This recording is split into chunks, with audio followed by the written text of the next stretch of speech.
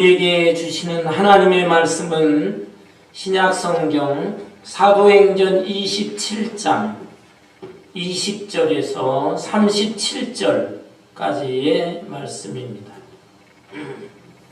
신약성경 235페이지 사도행전 27장 20절에서 37절까지 제가 한 절 여러분 한 절 교독하겠습니다. 여러 날 동안 해도 별도 보이지 아니하고 큰 풍랑이 그대로 있음에 구원의 여망마저 없어졌더라.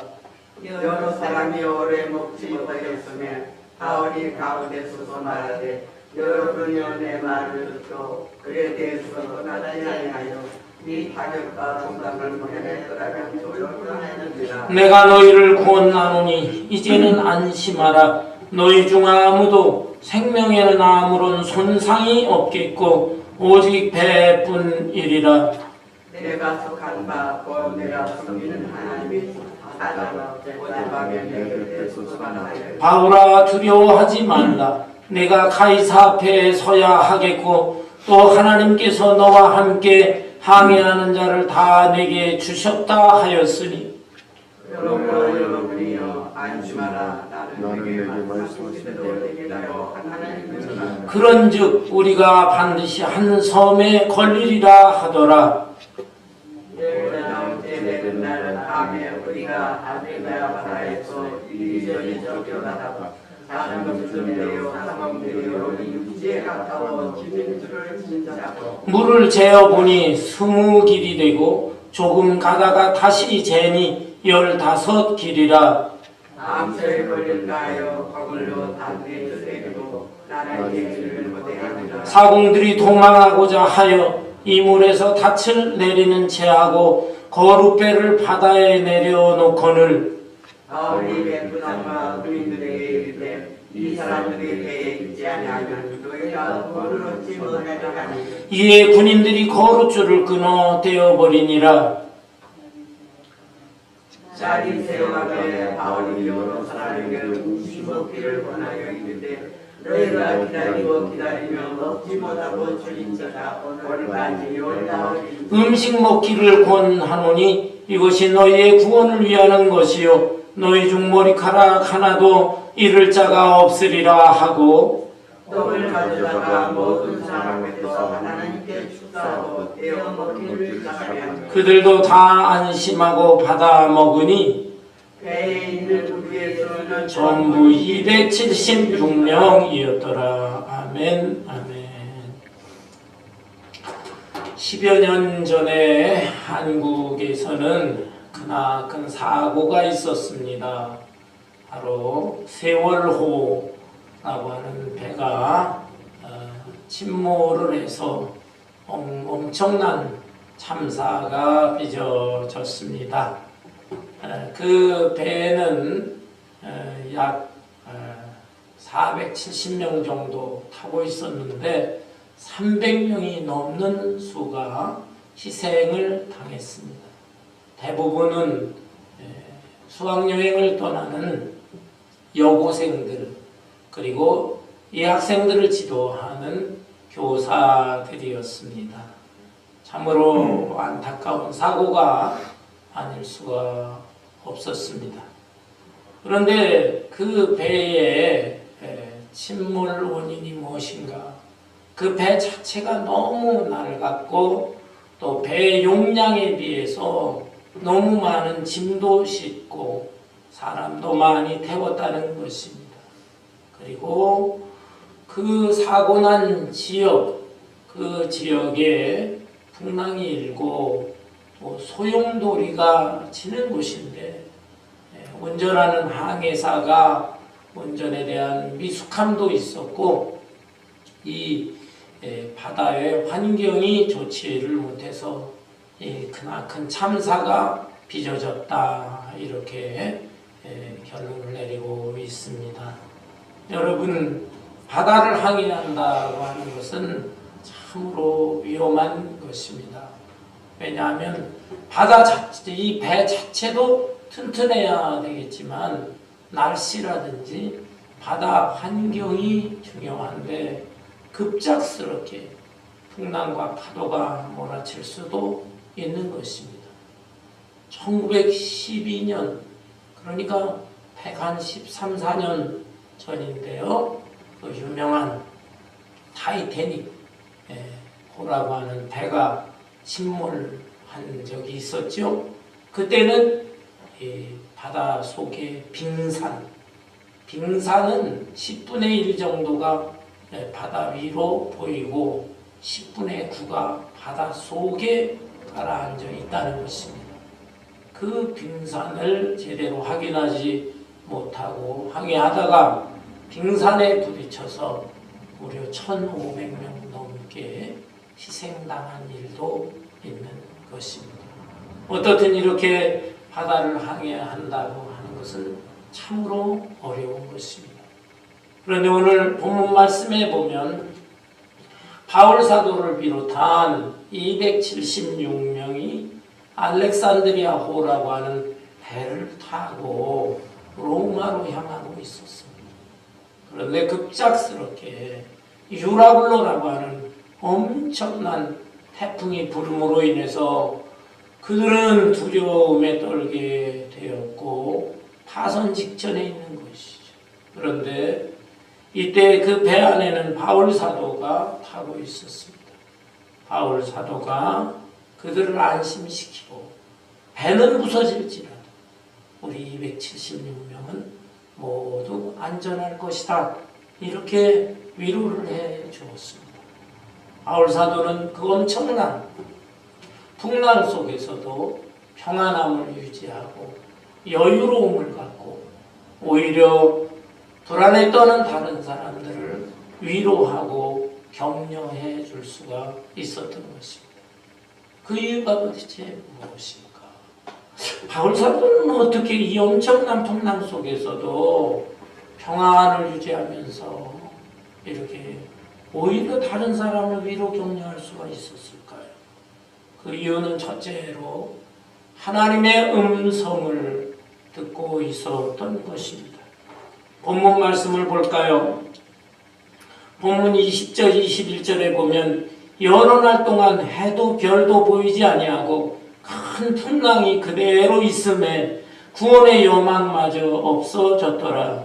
여러 사람이 오래 먹지 못하였음에 바울이 가운데 서서 말하되 여러분이여 내 말을 듣고 글에 대해서 떠나지 아니하여 이 타격과 손상을 면하였더라면 좋을 뻔하였느니라.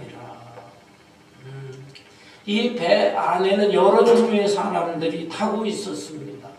우선 배 주인, 선주, 그리고 선원들, 사공들이죠. 그들이 타고 있었고 또한 장사하는 상인들이 타고 있었고 또 로마로 끌려가는 죄수들이 타고 있었고 이 죄수들을 호송하는 로마 군인들이 타고 있었던 것입니다.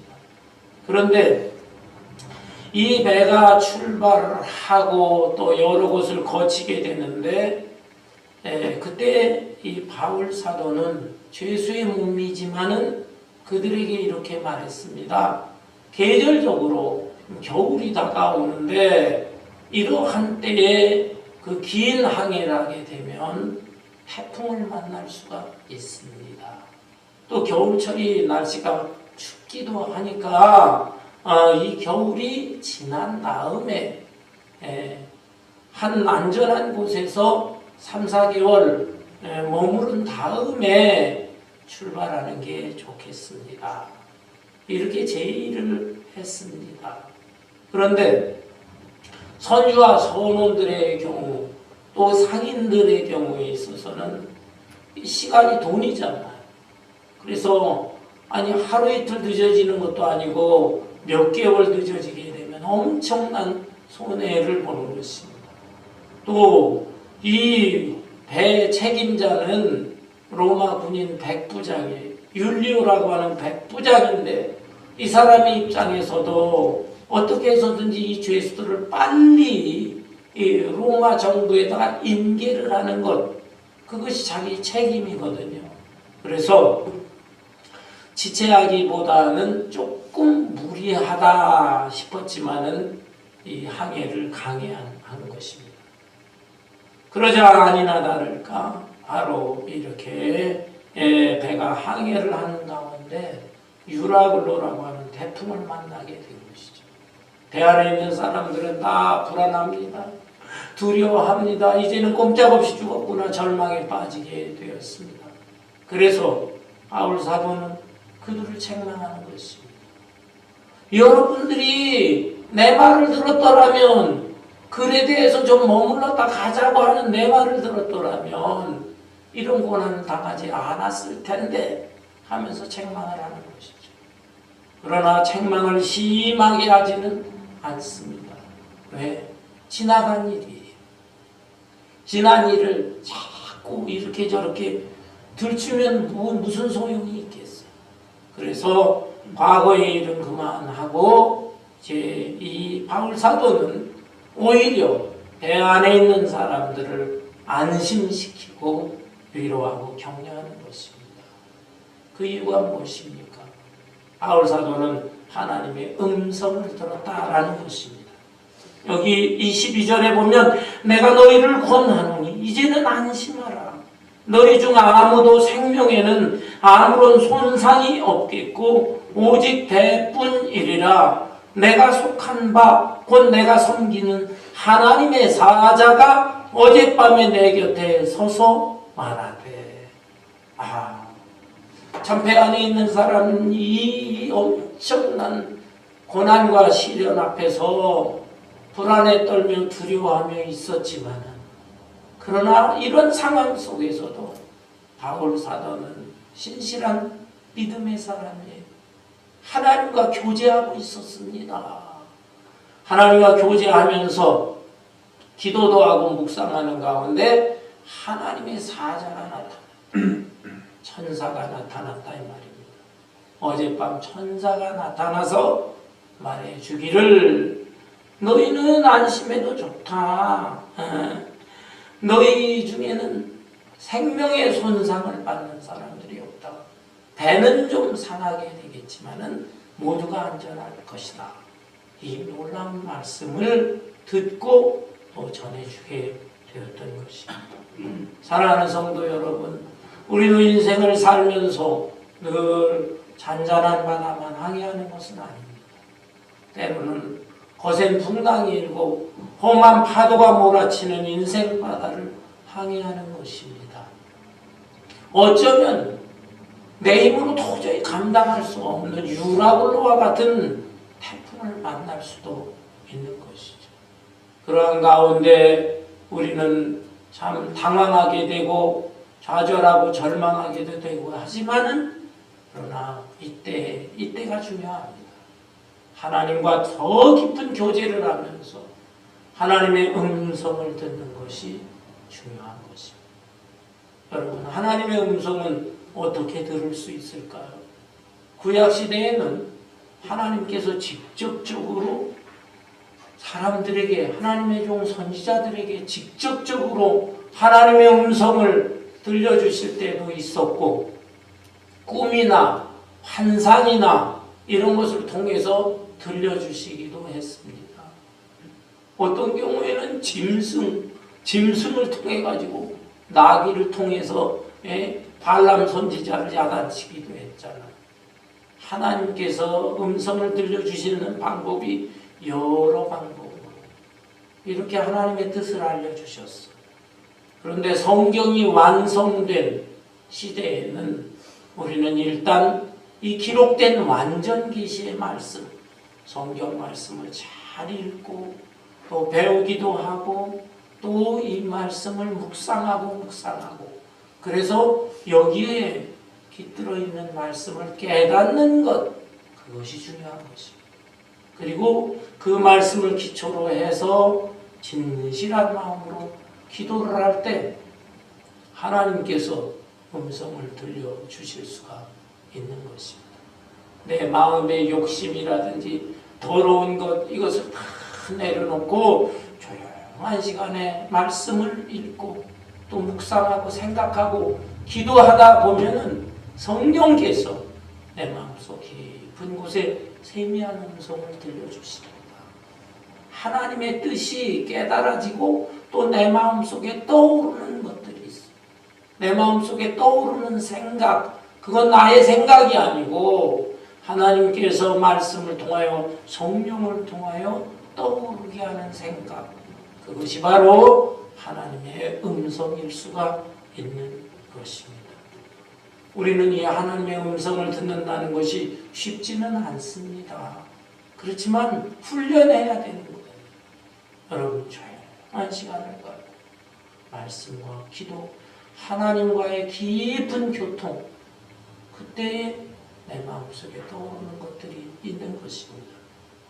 깊은 밤이 되게 되면 만물이 고요합니다. 조용한 가운데 들리는 소리들이 있습니다. 옆집에 부부싸움하는 소리가 들릴 때가 있어요. 아파트에 사는 사람들은 층간소음이라고 해서 위층에서 어린아이들이 울고 뛰놀고 쿵쿵거리는 소리가 들릴 수가 있습니다. 저 이웃집에 사는 개 짖는 소리 들릴 때가 있습니다. 어떤 때는 그 개 짖는 소리가 너무 시끄러워. 한 서너 번 이렇게 왕왕 짖어대면 혹시 이게 낯선 사람이 지나쳤나? 도둑이 나타났나? 그럴 수 있지만 어떤 경우에는 10분, 20분, 30분 계속 개가 짖어대는 경우가 있어요. 그럴 때는 저 개 주인은 좀 뭐하고 있는 거야? 저거 하나 다루지를 못하고 막 그냥 개도 욕하고 주인도 욕하고 이렇게 된다고요. 그러나 여러분 잘 생각해야 됩니다. 우리는 옆집에 부부싸움의 소리, 애들 우는 소리, 개 짖는 소리, 별의별 소리는 너무 잘 들어요. 그에 반해서 하나님의 음성, 나에게 주시는 하나님의 그 음성은 얼마나 듣는가. 영적인 것에 관심이 없는 거예요.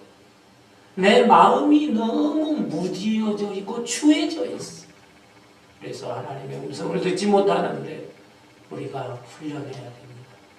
내 마음의 것들을 다 내려놓고 조용한 시간을 가져. 그래서 하나님과 깊은 교통을 할 때 하나님의 음성을 듣고 그 음성을 통해서 나는 어떠한 환경 속에서도 마음의 여유로움과 평안함을 유지할 수 있는 것입니다. 바울 사도는 바로 이런 사람이었던 것이죠.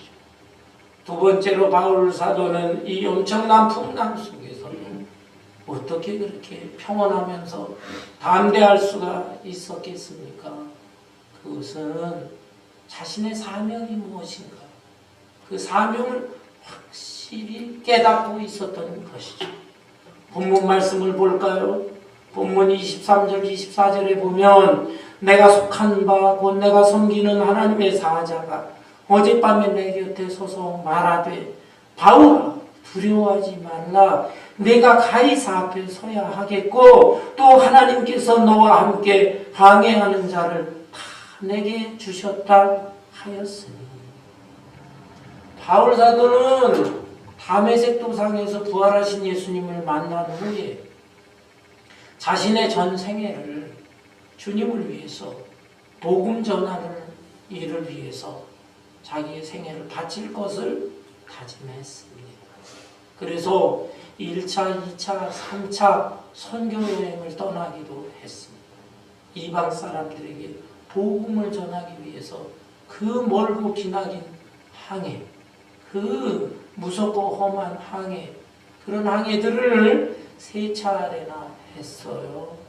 그런데 가는 곳마다 말씀을 전하고 엄청난 핍박도 있고 배가 파손해서 죽을 뻔한 고비도 겪고 곰줄이고 붙잡혀서 매 맞고 감옥에 갇히기도 하고 하면서도 그의 마음속에 아주 원대한 꿈이 있었습니다.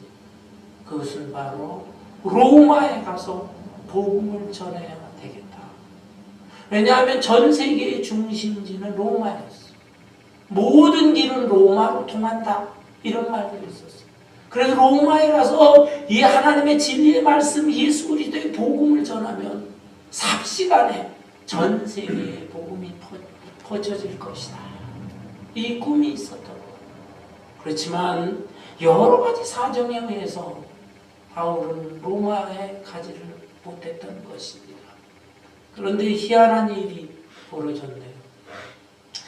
바울 사도가 이 말씀을 전하고 또 가이사랴 쪽 이쪽에까지도 가고 예루살렘에서 이제 또 말씀도 전하고 예루살렘이 모든 교회 모교회잖아요. 그곳에 흉년이 들어서 굶주리는 사람들이 있다고 해서 그들에게 헌금, 다른 이방 교회 헌금을 모아가지고 전해주는 가운데 바울을 미워하는 사람들이 있었습니다. 그들은 바울을 붙잡아서 재판에 넘겼습니다. 이 바울은 우리 유대교의 전통 율법을 어기는 자요, 또 이 세상을 지금 어지럽히는 자요 라고 하면서 고소를 하게 되었고, 바울은 재판을 받게 된 것이죠. 로마의 천부장 앞에서 재판을 받게 되는데, 그곳에 가이사랴 쪽에서 한 2년여 가까이 그렇게 재판을 받고 감옥에 갇히기도 하고 하는 어려움을 겪는데, 바울은 지혜가 떠올랐습니다. 나는 일반 유대인과는 다르다. 나에게는 로마의 시민권이 있다. 로마 시민권이 있는 사람은 로마 황제 앞에 가서 재판을 받을 권리가 있었던 것. 그래서 나는 당신 앞에서 재판을 받지 않고 저 로마에 있는 가이사 황제 앞에 가서 재판을 받고 싶습니다. 이렇게 요청을 해서 결국 이 바울 사도는 죄수의 몸이지만 다른 죄수들과 함께 로마에까지 가게 되었던 것입니다. 그토록이나 평소에 로마에 가서 복음을 전하기를 원했는데 하나님께서는 희한한 방법으로 죄수의 몸으로 바울을 로마로 보내신 것입니다. 그런데 이것이 정말 낙심한 일입니까? 이게 실패자의 모습일까요? 아닙니다. 거기에 놀라운 하나님의 섭리와 경륜이 있었던 거예요. 로마에 가자마자 2년여 동안은 자택, 자기의 집에서 감금 상태로 있는 옥중 생활을 했습니다. 처음부터 쇠사슬에 묶이고 그런 그 끔찍한 옥중 생활을 한 게 아니고 감금 상태에 있었던 거예요. 이때에 많은 로마의 귀족들, 귀족의 부인들, 이런 사람들이 바울을 찾아왔어. 왜냐하면 바울은 엄청나게 총명한 사람이고 또 바울 사도는 아주 특이한 그 기독교를 믿는다고 하는데 그 기독교의 사상과 정신이 무엇인가 궁금하게 여겼어요. 그래서 로마의 그 귀족의 귀부인, 로마서에 보면 그 이름들이 나타납니다. 이런 사람들이 찾아와서 바울을 면담하는데 바울 사도가 그때 이 진리의 말씀을 전하는 거예요. 예수의 복음을 전하는 거예요. 그들은 전혀 이 새로운 사상, 새로운 정신, 새로운 말씀을 들으면서 자기들이 가지고 있던 사상과 다르고, 그러면서 하나님을 사랑하라, 이웃을 사랑하라, 예수 그리스도는 하나님의 아들인데 인류의 구원을 위해서 십자가에 죽은 자다, 전혀 들어보지 못한 이 말씀에 충격을 받게 된 것이고, 이것이 신기하게도 복음의 씨앗이 됩니다. 바울 사도가 뿌려진 씨앗이 되고 이것이 점점 자라나고 여기저기에 퍼지고 민들레 씨앗처럼 퍼지고 하는 가운데 250년 정도의 세월이 흘렀을 때 기독교를 그토록 로마가 핍박했지만 오히려 이제는 기독교를 자유롭게 믿어도 좋다. AD 313년 기독교를 자유롭게 믿어라. 콘스탄틴 황제가 기독교를 공인해 주었어요. 그리고 또 몇십 년 후에는 아예 기독교를 로마의 국교로 삼게 되고, 크리스찬들을 보니까 참 하나님도 잘 섬기지만 그 이웃을 너무 사랑하고 그리고 그들은 부도덕하지 않다. 로마 사람들은 음란방탕 향락에 취했는데 저 기독교인들은 가난하게 살고 어렵게 살면서도 깨끗하게 살고 정직하게 진실하게 사는 거예요. 저 사람들이 믿는 기독교를 로마의 국교로 삼겠노라. 이렇게 된 거예요. 어마어마한 역사가 일어났는데 그것이 바로 바울 사도와 같은 이런 하나님의 종을 통해서 시작되었다 이 말입니다. 바울 사도는 바로 자기에게 이러한 사명이 있는 것을 확신하고 있었어요. 나는 비록 죄수의 몸이지만 드디어 로마로 가는 거야. 로마에 가서 감옥에 갇힐지라도 하나님께서는 나를 통해서 놀라운 하나님의 역사를 이룰 것이다. 그것을 깨닫고 있었고 뿐만 아니라 하나님의 직접적인 음성도 들은 것입니다. 바울아 두려워하지 마라. 네가 카이사 앞에 서야 하겠고 또 하나님께서 너와 함께 항해하는 자를 다 내게 주셨다. 야, 여러분 이 사명을 깨닫는다는 것이 너무 중요합니다. 사람은 누구나 이 세상에 우연히 태어난 사람은 없는 것입니다. 다 하나님의 목적이 있고 하나님께서 뜻이 있고 하나님께서 각 사람에게 주신 사명이 있는 거예요. 사명이 무엇이냐? 심부름사자의 목숨 명자. 우리는 하나님으로부터 이 땅에 심부름받은 목숨이다 이 말입니다. 이 점을 생각한다면 내 자신이 이 땅에서 잘 먹고 잘 살고 호의호식하고 그렇게 살다가 가서는 안 되는 거예요. 창조주요 내 생명의 주인이신 하나님은 무엇 때문에 나를 이 세상에 보내셨는가? 그리고 특별히 나를 왜 예수 믿게 하였는가? 그리고 나로 하여금 왜 이렇게 하나님의 복음을 전하는 사람들에게 하나님의 일꾼으로 삼았는가? 이것을 잘 생각하면서 나도 나에게 주신 하나님의 소질과 재능도 있고 또 내 인생을 돌이켜보면 나는 앞으로의 인생을 이렇게 사는 것이 효과적이겠고 내가 살아온 생애, 내가 살아온 문화, 내가 또 배워온 그 경험, 지식 이런 걸 통해서 내 앞으로의 남은 생애를 나는 이렇게 살다 가야 되겠고 그것을 깨닫고 사는 사람이 사명자인 것입니다. 사명자. 자기에게는 바로 이 사명이 있다. 로마에까지 꼭 가게 된 사명이 있다. 이것 때문에 풍랑 속에서도 마음이 편안했던 것입니다. 아프리카 선교의 아버지라 일컬으는 리빙스톤이라는 사람이 있어요. 이 리빙스톤은 사람들이 참 많이 염려했습니다. 가끔씩 아프리카에서 돌아와 선교 보고를 할 때마다 너무나 맹수에 물렸다고 하는 소식을 들으면서 두렵지 않았습니까? 또 헐벗고 굶주리기도 하고 말라리아, 장티푸스 이런 질병에 걸리기도 하고 두렵거나 무섭지 않았습니까? 그때마다 리빙스턴은 말합니다. 사명자는 결코 사명을 다하기 전까지는 죽지 않습니다. 자기에게 맡겨주신 하나님의 사명이 있는데 그 사명을 마치기 전까지는 하나님께서 내 생명을 데려가지는 않을 것입니다. 나는 두려움 없이 하나님의 사명을 감당할 것입니다.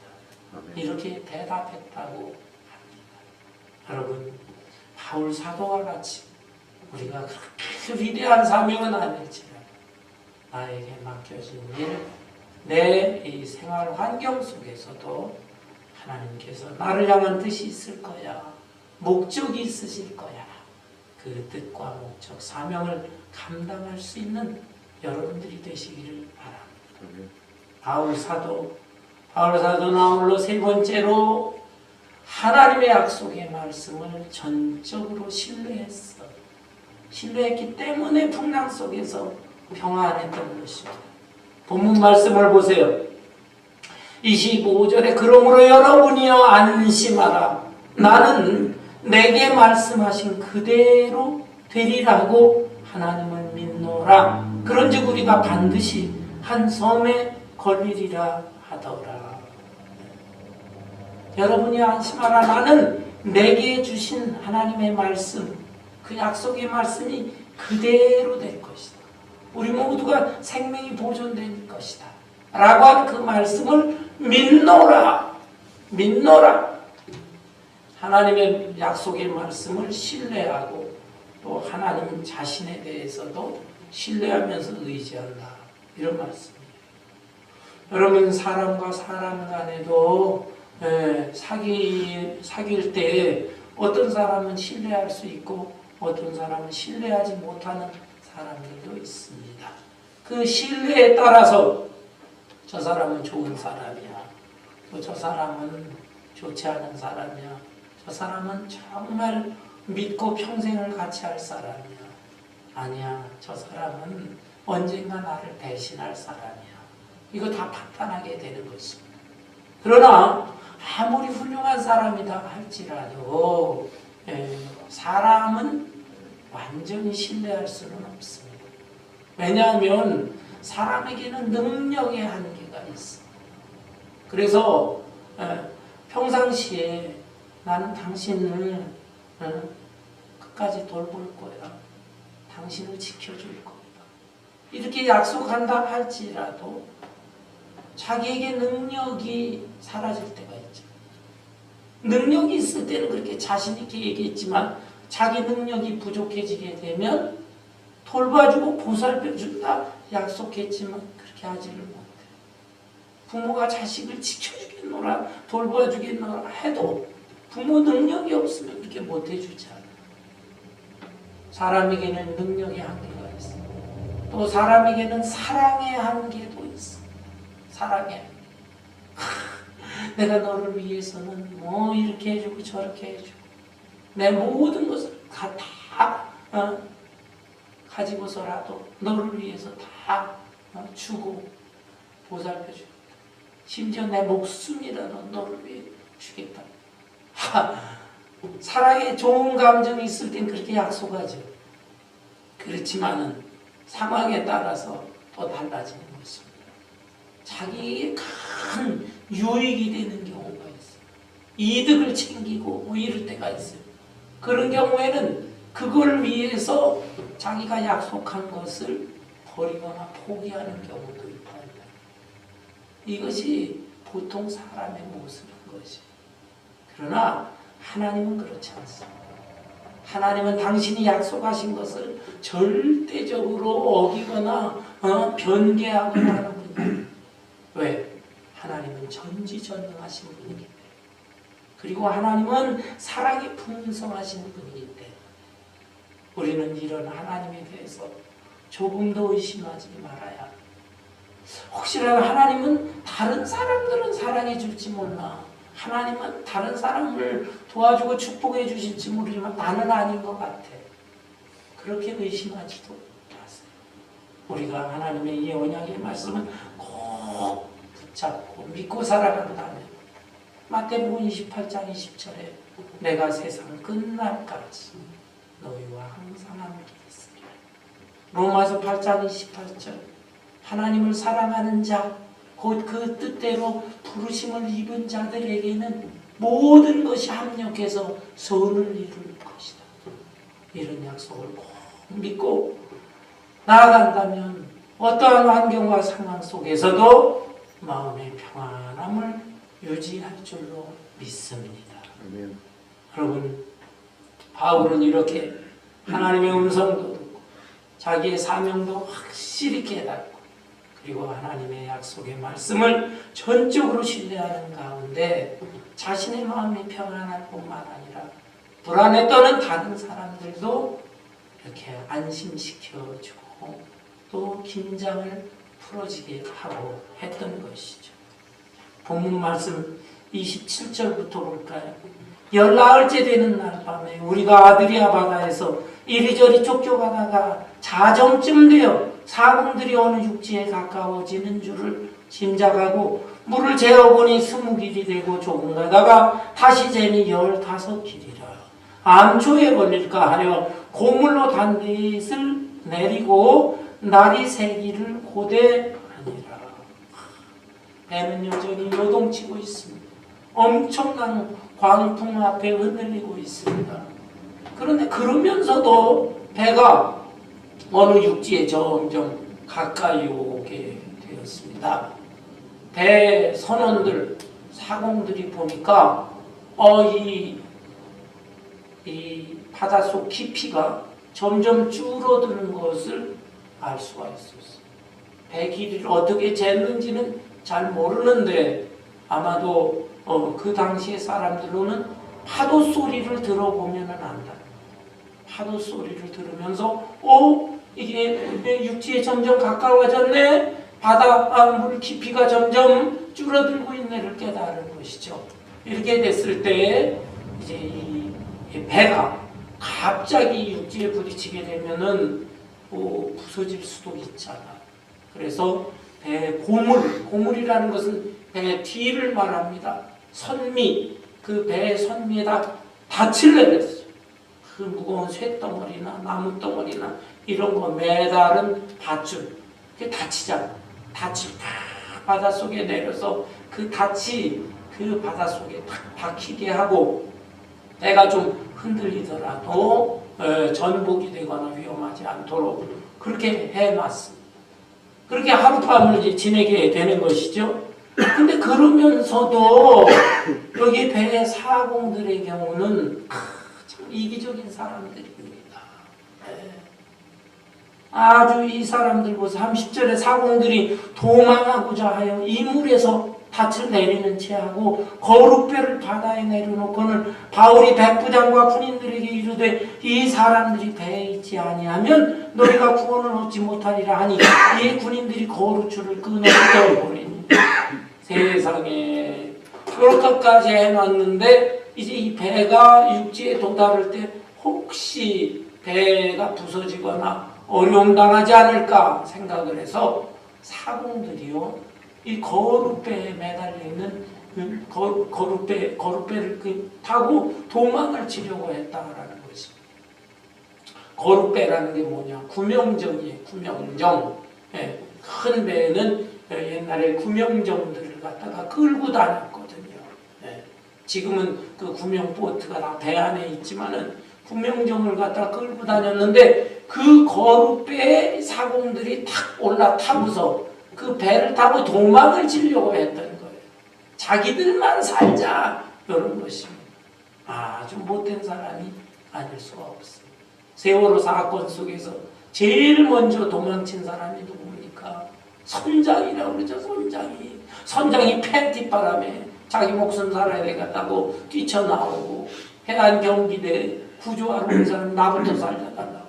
그래서 엄청나게 국민들에게 지탄을 받은 적이 이 사공들의 경우도 거룩배 타고 도망을 가려고 하는데 이물은 배 앞쪽을 말합니다.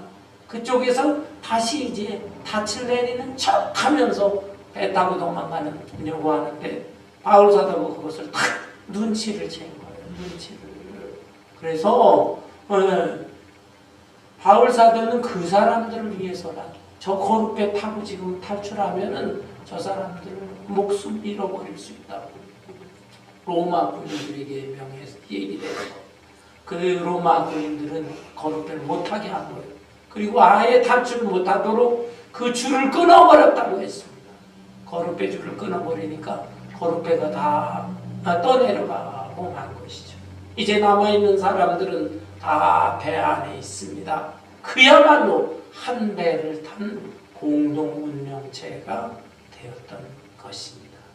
그들은 어찌할 수가 없어요. 이제 배 안에서 죽어도 같이 죽고 살아도 같이 사는 공동운명체가 된 것이죠. 그런데 이런 상황 속에서 바울 사도는 다시 한번 그들을 안심시키면서 그들에게 먹을 것을 나눠주게 됩니다. 33절 볼까요? 날이 새어가매 바울이 여러 사람에게 음식 먹기를 권하여 이르되 너희가 기다리고 기다리며 먹지 못하고 줄인 지가 오늘까지 열나흘인즉 음식 먹기를 권하노니 이것이 너희의 구원을 위하는 것이요 너희 중 머리카락 하나도 잃을 자가 없으리라. 이 사람들은 지금 배를 탄 지 열나흘이 돼 14일 동안 제대로 먹은 게 없어요. 왜 그랬을까요? 배멀미도 나고 엄청난 유라굴로 태풍 때문에 그 두려운 공포에 질리면서 음식을 제대로 못 먹었던 것입니다.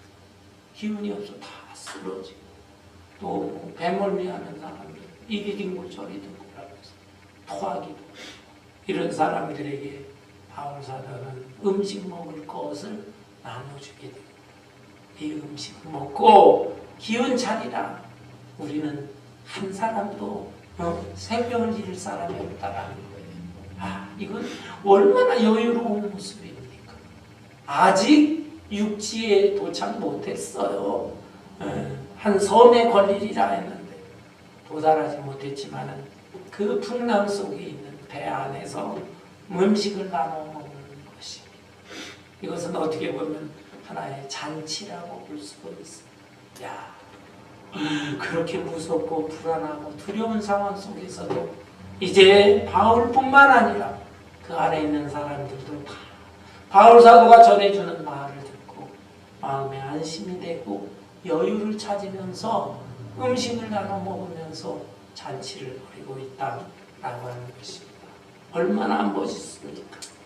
여기 35절에 떡을 가져다가 모든 사람 앞에서 하나님께 축사하고 떼어 먹기를 시작하네. 그들도 다 안심하고 받아 먹으니 배에 있는 우리의 수는 전부 276명이더라. 여러분, 우리의 인생도 바다를 항해하는 것과 같은 것입니다. 늘 평안하지만 않습니다. 어려운 시련과 고난도 당하고 유라굴로와 같은 폭풍을 만날 수도 있습니다. 우리 개인뿐만이 아닙니다. 교회도 마찬가지입니다. 교회도 지상의 교회는 불완전합니다. 교회의 앞날에 대해서 늘 평탄하고 탄탄대로 부흥성장하고 그렇게만 되는 것이 아닙니다. 교회에도 어려운 위기가 찾아올 수도 있습니다. 나라도 마찬가지예요. 모든 나라가 다 태평성대를 누리고 그렇지 않습니다. 하나님을 잘 섬긴다고 하는 기독교 국가라 할지라도 태평성대만 있는 게 아닙니다. 어려운 시련과 고난과 역경이 있을 수도 있습니다. 그러나 그 가운데서 불안에 떨고 낙심하고 좌절하는 사람이 있는가 하면 그 가운데서 다시금 힘을 얻고 용기를 내고 그래서 그 어려운 위기를 극복을 하고 마침내 영원한 저 한국, 천성의 한국까지 넉넉히 도달하는 사람들이 있는 것입니다.